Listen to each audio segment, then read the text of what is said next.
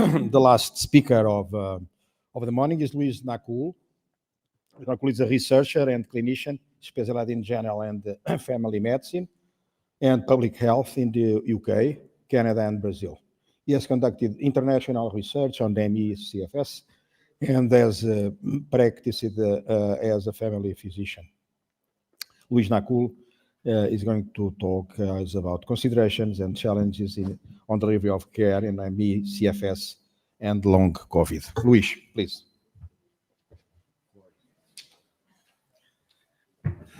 Obrigado. Thank you. Just need to change a little bit the setup here.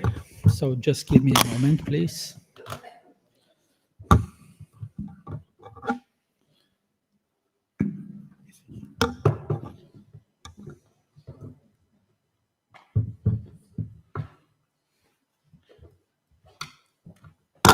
Aqui vai aqui, né?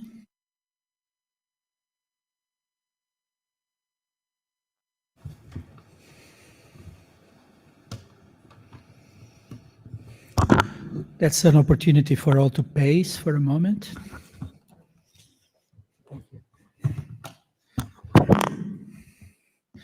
Right, thank you very much, Joan, Dr. Vaz Carneiro, Dr. Leite, Dr. Branco, and everybody else for the opportunity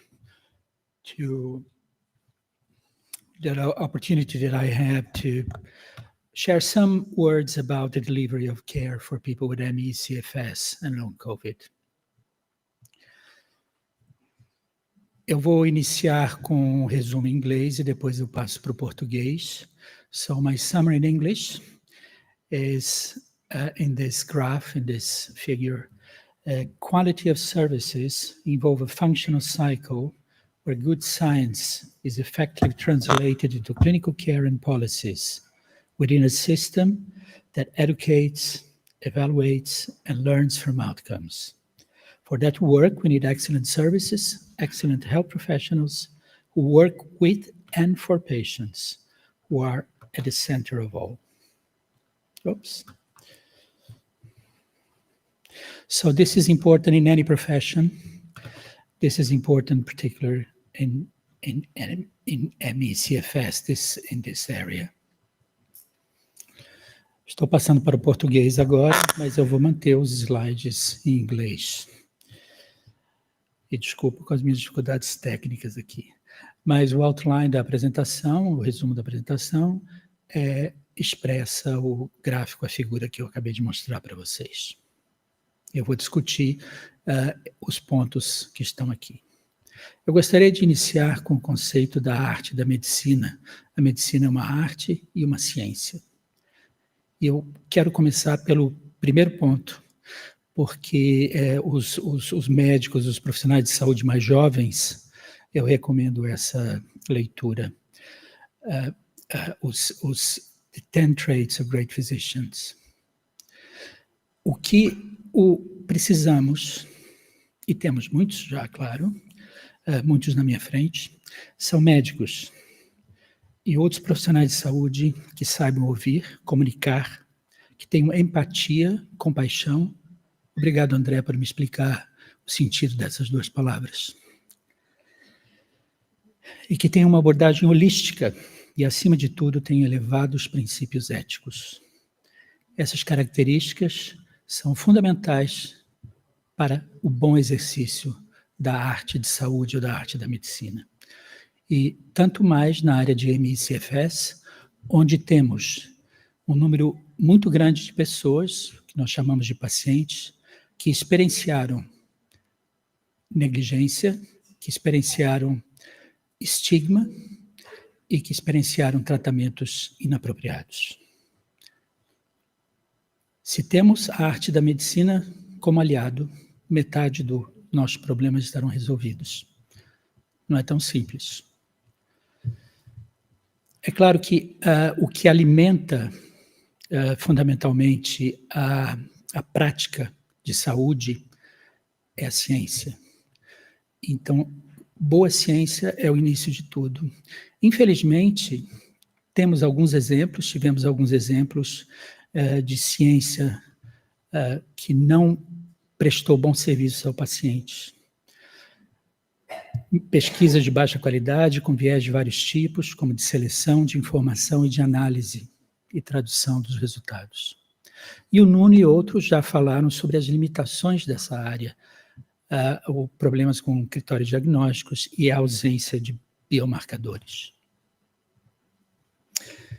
Mas vamos nos concentrar em boa ciência. E está aumentando o número de bons trabalhos científicos.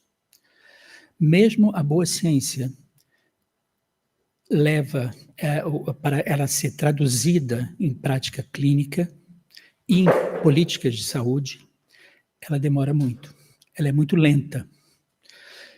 Esses dados de 14, 17 anos, eu acredito que são muito menos, é muito mais rápido hoje, mas não rápido o suficiente.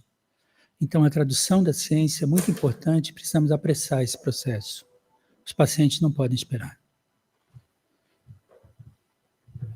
Deixa eu falar medicina baseada em evidências. Fundamental para a boa prática médica, fundamental para que o conhecimento seja traduzido em práticas clínicas. Mas eu gostaria de falar uma coisa, e eu sei que tem estatísticos aqui muito competentes, eu fico um pouco temeroso de falar, mas eu vou tentar mesmo assim. Vocês estão vendo uma curva normal. Nessa curva normal, cerca de 1/3 das pessoas estão ou acima ou abaixo de um desvio padrão. E a curva normal e outros, estatística vai muito além disso, são bases de muitos testes estatísticos que nos fazem, que nos levam a tirar conclusões sobre estudos. Isso é importante, mas, na minha opinião, a curva normal, ela exclui. A curva normal é da maioria, é do normal.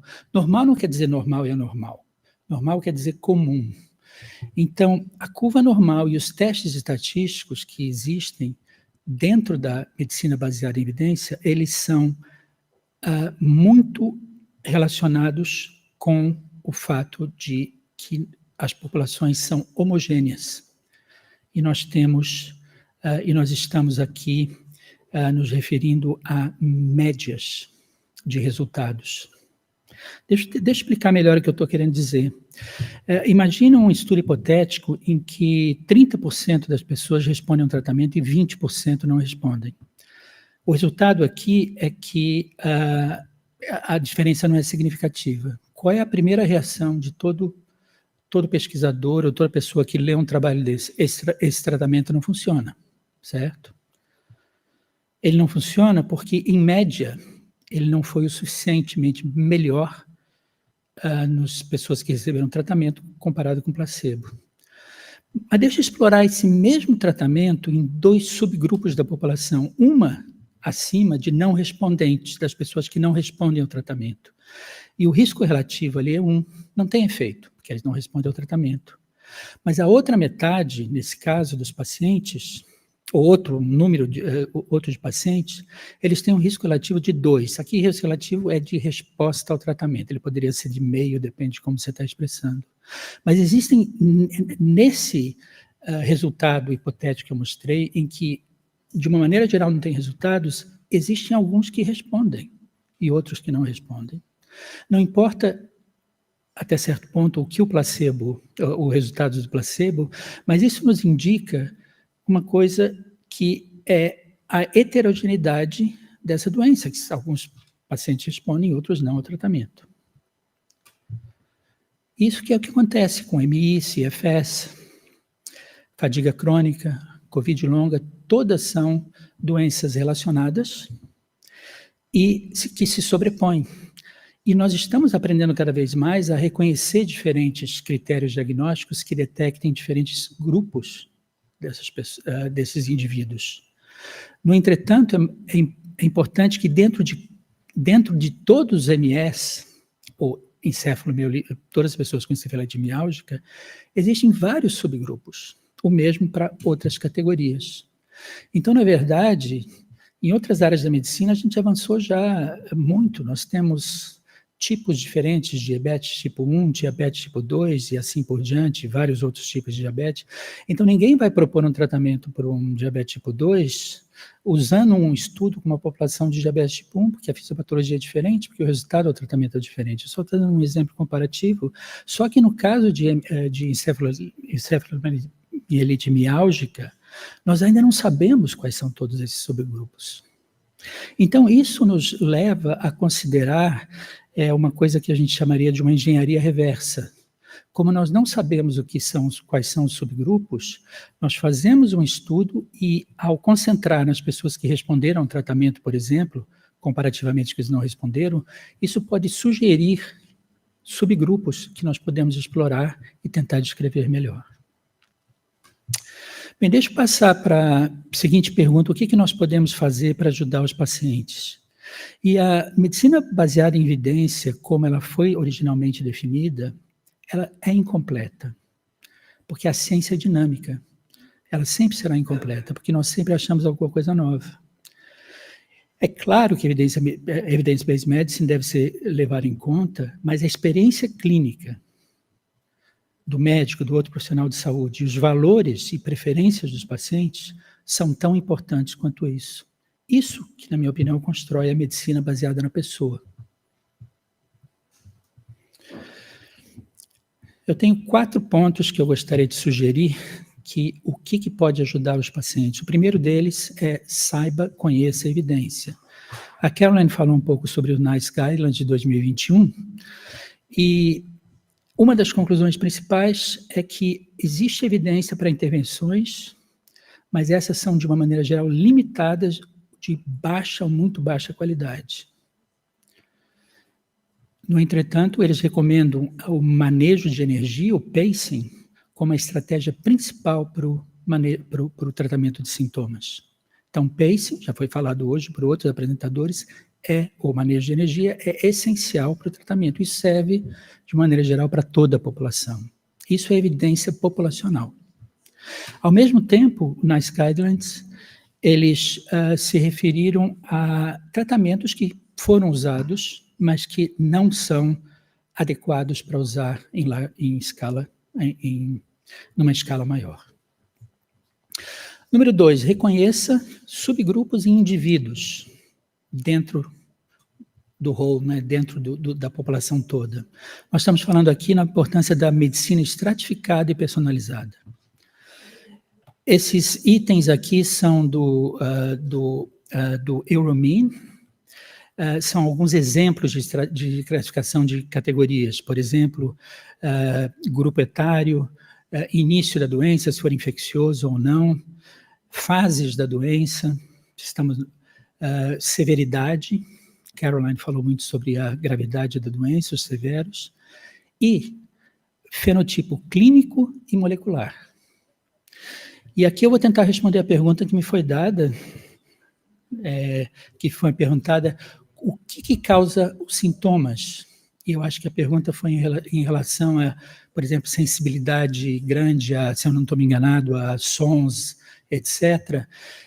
Eu não tenho a resposta final, mas parece que nós estamos convergindo, a ciência está convergindo para considerar a neuroinflamação como um fenômeno central em explicar muitos dos problemas, muito da fisiopatologia e dos sintomas dos indivíduos com encefalomielite miálgica. Mas quando eu volto para o fenotipo clínico, a caracterização clínica do paciente, o médico, o profissional de saúde, ele vai olhar para o indivíduo e para os sintomas do indivíduo, ele pode selecionar tratamentos cujo foco seria a neuroinflamação, por exemplo, e o nosso colega italiano nos falou de algumas possibilidades, assim como a doutora Levin, em particular, mas são tratamentos muito novos, né? Mas existem outros tratamentos que servem para a neuroinflamação, ou pelo menos acreditamos que servem, que podem ser experimentados, mas também nós temos tratamentos para considerar quando o fenotipo do paciente é de desautonomia, principalmente. Quando o fenotipo do paciente é de ativação de células, de mast cells, de macrófagos, né? ou mastócitos, desculpe. Então, o paciente os sintomas do paciente, isso tem esse paper por Komaroff, é muito interessante de como o sintoma reflete a fisiopatologia e é uma ideia de como podemos abordar o tratamento de pacientes do ponto de vista individualizado. E também temos fenotipos moleculares, como é que está a resposta imune, como é que estão os T-cells, como é que existem alterações metabólicas. Então, cada indivíduo vai ter uma apresentação diferente. A medicina personalizada nos permite fazer um tratamento que pode não dar certo, mas ele é baseado numa lógica que é bem justificada. Muito bem, eu vou tentar apressar um pouquinho. Número 3, diagnostique e comece a tratar cedo, precocemente. Isso é importante. É importante por quê? Porque na medida que quanto mais tempo de doença, quando vai dos estágios iniciais até os estados de doença bem estabelecida, com complicações, a chance de recuperação vai diminuindo. É porque os indivíduos, eles entram num estado eles perdem a hemostase inicial, eles entram em estágios cada vez mais complexos de alterações fisiopatológicas que são mais difíceis de reverter. Quanto mais precoce o tratamento, maior a chance de recuperação. Nós estamos falando de prevenção secundária aqui. Diagnóstico, pacing, e aí outras alternativas. Em vez de esperar, como muitos pacientes esperaram, 5, 10 anos para receberem essa recomendação. Então, isso é importante. E, finalmente, claro que o bom profissional de saúde deve trabalhar num serviço de saúde que seja responsivo aos problemas, às necessidades de saúde dos pacientes. E também de cada indivíduo. E que tenha uma ênfase em educação e avaliação dos resultados. Existem aqui, esse slide mostra alguns indicadores de qualidade de serviços que a maioria de vocês vai estar familiarizada, mas serviços devem ser apropriados para a população, acessíveis, inclusive para os severamente afetados, cujo acesso ao serviço de saúde historicamente tem sido tão pobre. É baseado em evidências e ele é baseado em evidências do ponto de vista populacional, mas ao mesmo tempo é baseado não só na evidência populacional, mas na evidência pessoal de cada indivíduo que se apresenta para tratamento. Eu vou mostrar rapidamente, antes que eu vá para as conclusões, um exemplo de um serviço de saúde no Canadá, na província da Colômbia Britânica, onde eu trabalhei, em que nós tivemos que nós coletamos informação de uma série de pacientes. Os resultados se referem a mais de 600 pacientes que foram tratados no serviço. Então, eu só vou explicar um pouquinho. Esse serviço aqui, ele tem,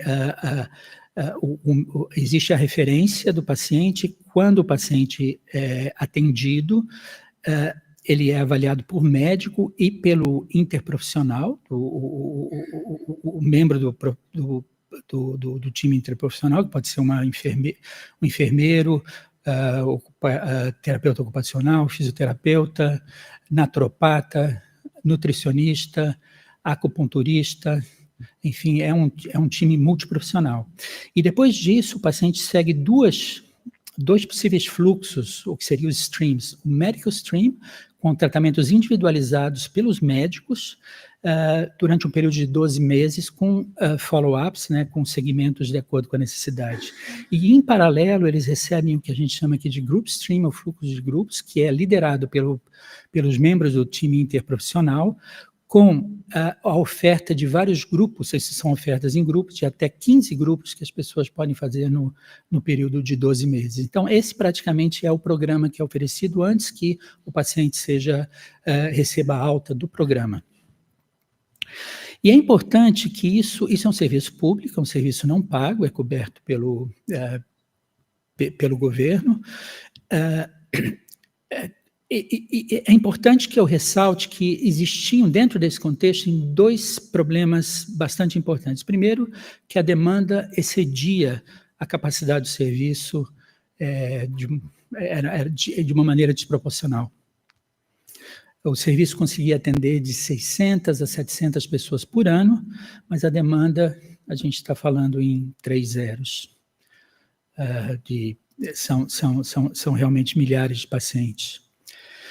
Um outro problema é que os pacientes chegavam ao serviço tardiamente. A mediana de duração da doença no momento que eles chegavam aos serviços, nessa análise, era de 11 anos, e a média de 15 anos. Então, eram pessoas que já tinham a doença há muito tempo, em média. E isso estava também relacionado não só à falta de diagnóstico na comunidade, como a longas listas de espera. Então, isso eram problemas bastante importantes. Esses são alguns resultados. As 2 linhas de cima mostram sintomas, fadiga, sono, etc., etc., e com o PQ12, que é um consolidado de sintomas, que indica a severidade de sintomas de encefalomielite miálgica de uma maneira geral. Esses indicadores todos, quanto mais baixo, melhor. Então, todos tiveram uma tendência à melhora dos sintomas no período do programa. Mas só 2 foram significativos, a ansiedade e o consolidado de sintomas, o PQ12. E embaixo são indicadores do SF36 de saúde mental, que melhorou. Esses indicadores, quanto mais alto, quanto maior o score, melhor. E a saúde física, que também melhorou. Esses 2 resultados foram significativos. Então, teve uma tendência, teve um melhoramento, uma melhora dos sintomas de uma maneira geral, mas os resultados foram modestos. E a maior razão que nós interpretamos que foram modestos é pelo fato de que os pacientes chegaram muito tardiamente no serviço. Então, isso é uma solução que foi proposta, e isso é uma solução que eu acho que serve para serviços públicos, a maioria dos serviços públicos, onde quer que estivemos. Nós sim precisamos de um serviço especializado. O Euromini, por exemplo, recomendaria um serviço para cada 10 milhões de pessoas. É perfeito para Portugal. Não foi pensado em Portugal, mas deu perfeito. Então, temos que ter um serviço central. Mas isso não é suficiente, porque a demanda sempre vai ser grande. Então, o que nós precisamos também é que o atendimento inicie e continue dentro da saúde primária, dentro dos cuidados de saúde primárias. E, potencialmente, nós podemos ter também serviços que a gente chama de clínicas satélites nesse gráfico, que representam serviços de média complexidade. Esse seria um modelo que permitiria que os pacientes sejam vistos logo, reconhecido diagnóstico logo, e a intervenção começa, mesmo que a nível primário, mas começa precocemente. E os serviços especializados teriam uma função de dar apoio aos serviços periféricos e, ao mesmo tempo, lidar com os casos mais complexos. É claro que isso é difícil de implementar, e uma das razões é o treinamento dos profissionais ainda está abaixo do que gostaríamos. Então, o treinamento e a educação de profissionais de saúde é essencial para que isso funcione. Esse estudo foi corroborado, foi confirmado por estudos qualitativos que fizemos junto com pacientes, isso também no mesmo local no Canadá, na província da Colômbia Britânica. E veja só como os pacientes nos disseram a mesma coisa. Primeiro, que existe um isolamento social profundo, que existe um estigma profundo, e que é difícil receber diagnóstico e receber tratamento. Então, essa é a realidade que os pacientes nos transmitiram nessa pesquisa. E quais são as soluções? Eles também indicaram as soluções, o que precisa. Precisamos de mais educação em ME, exatamente o que nós precisamos fazer, não só com os profissionais de saúde, muito importante, mas também com o público em geral e com os pacientes. E também eles indicaram a necessidade de melhores pathways de saúde, melhores fluxos de saúde, o que pode ser conseguido com um serviço de saúde primário forte, funcionante e integrado com serviços secundários e terciários. Ninguém reclamou do tempo ainda, então eu continuei falando, mas eu vou acabar agora. Eu vou acabar em 2 minutinhos. Eu só queria lembrar para vocês que existe um ciclo um ciclo de excelência de saúde pública, de serviços públicos. Ele depende de boa ciência, ele depende de qualidade de serviços, e depende de educação e avaliação do que você está fazendo e uma constante descoberta do que, né, do que você está fazendo e dos fracassos e dos sucessos, e isso realimenta o ciclo.